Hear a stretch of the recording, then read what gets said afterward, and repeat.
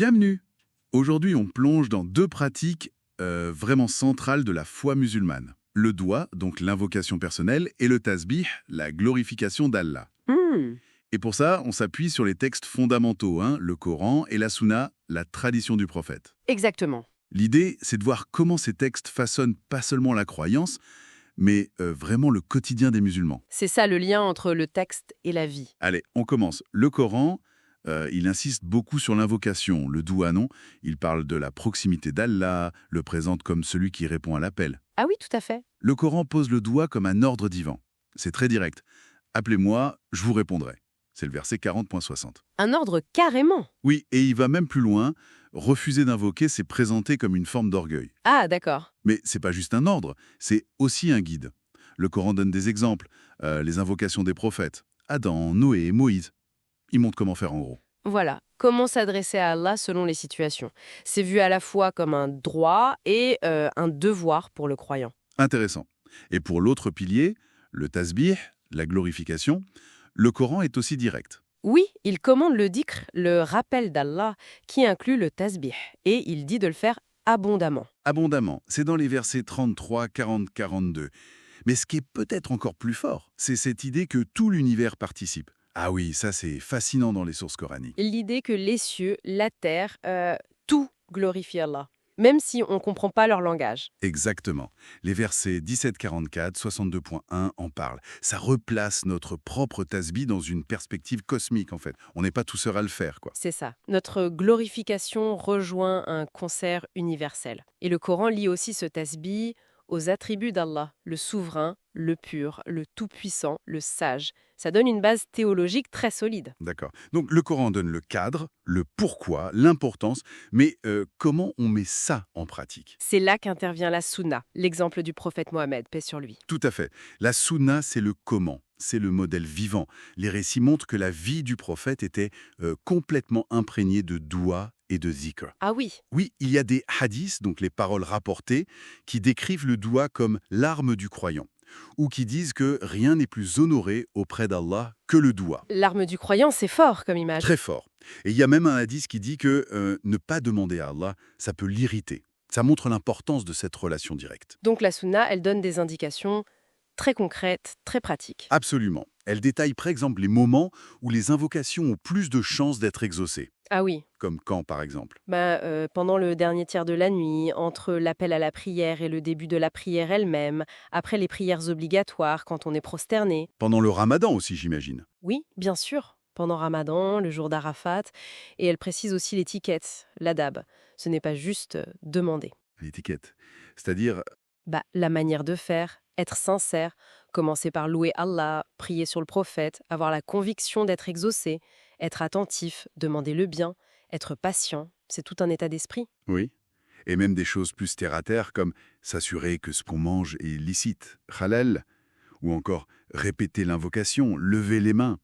C'est une approche complète. D'accord, c'est très détaillé. Et pour le tasbir dans la sunna. Là aussi, c'est très riche. La sunna révèle la valeur immense de certaines formules. La plus connue peut-être, Subhanallahi wa bihamdih, Subhanallahi al-azim. Gloire et louange à Allah, gloire à Allah l'immense. Voilà. Les hadiths disent qu'elle est légère sur la langue, lourde dans la balance, aimée du tout miséricordieux. Belle image aussi. Et la sunna enseigne des routines, comme après les prières, répéter Subhanallah, Alhamdulillah, Allahu Akbar 33 fois chacun. Ah oui, ça c'est très connu. Et le tasbih est aussi présenté comme un moyen d'expier les fautes. Il y a des formules spécifiques recommandées pour le matin, le soir, avant de dormir. Ok, donc si on essaye de résumer un peu tout ça, le Coran pose les fondations, l'importance, l'obligation même parfois.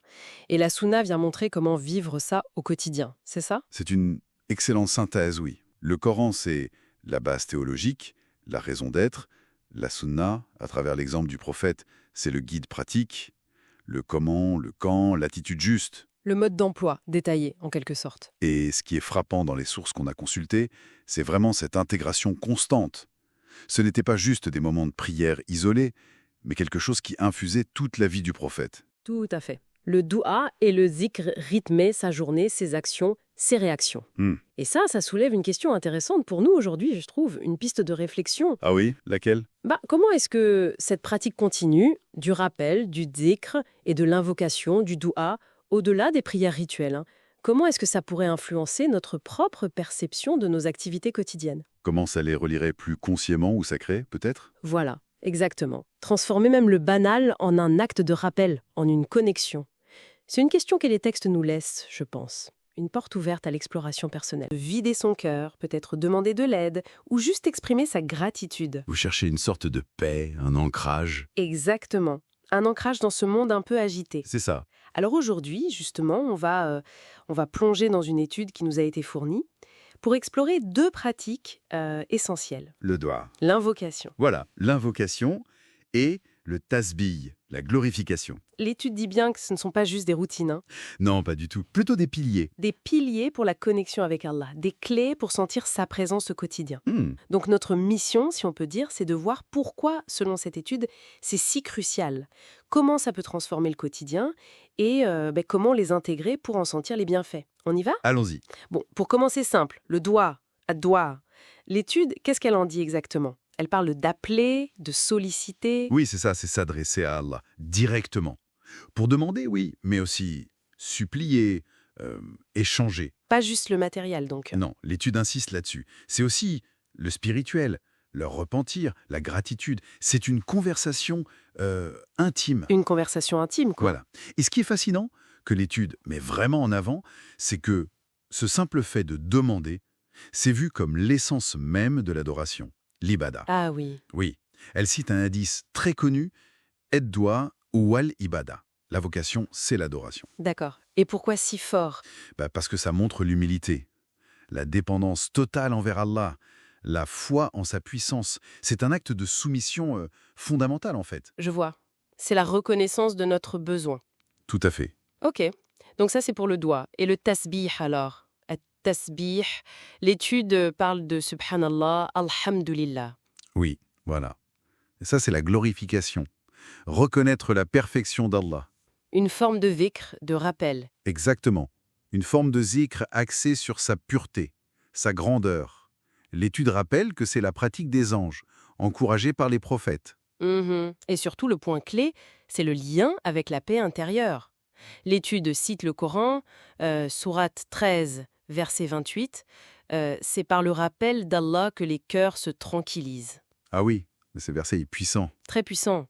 C'est une promesse directe de paix, de sakina. Le tasbih est présenté comme une voie vers ça. D'accord. Et là, ça devient intéressant de voir les deux ensemble. D'un côté, la conversation directe, le doigt, Oui. et de l'autre, cette reconnaissance de sa grandeur qui amène la paix, le tasbih.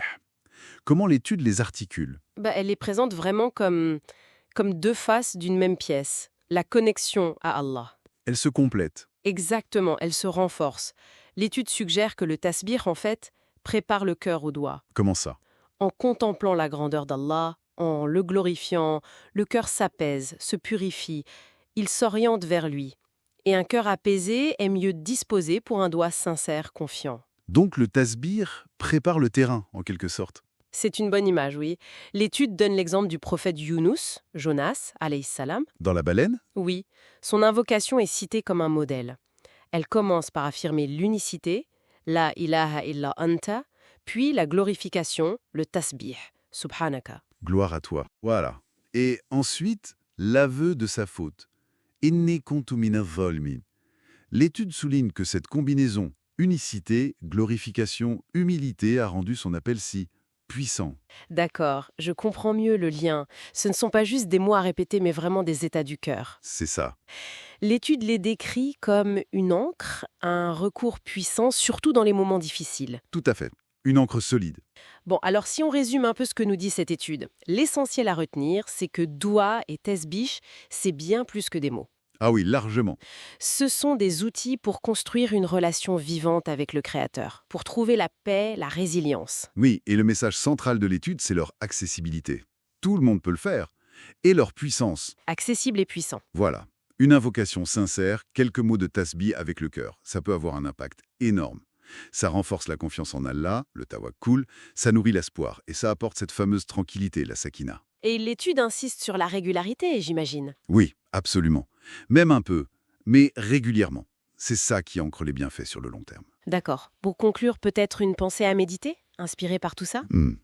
Au-delà des moments dédiés qu'on pourrait réserver aux doigts ou au tesbih, comment est-ce que l'intégration plus consciente de ces petits moments de connexion, de rappel tout au long de la journée, Oui. Un subhanallah en voyant quelque chose de beau, un alhamdulillah spontané. exactement, comment est-ce que ça pourrait transformer notre perception globale du quotidien, de ses défis, de ses joies aussi? C'est une excellente question pour terminer.